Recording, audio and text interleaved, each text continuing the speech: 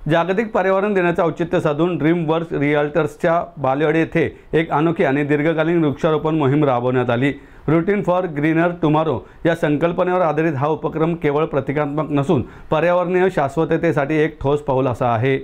हा कार्यक्रम माजी नगरसेवक अमोल बालवडकर, कामगार नेते जालिंदर बालवडकर, दिलीप बालवडकर यांच्या प्रमुख उपस्थितीत व ड्रीम वर्क्स रिअल्टर्सच्या परिवाराच्या सहभागातून संपन्न झाला।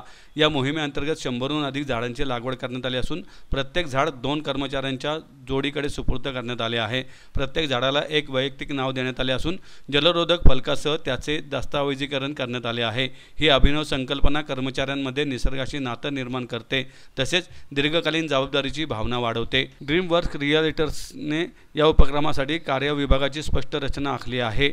या निमित्त पाणीपुरवठा आणि पर्यावरणीय सहाय्य कंपनीकडून करण्यात येणार असून खत व्यवस्थापन आणि झाडांची आरोग्य तपासणी ही जबाबदारी संबंधित कर्मचाऱ्यांवर असेल।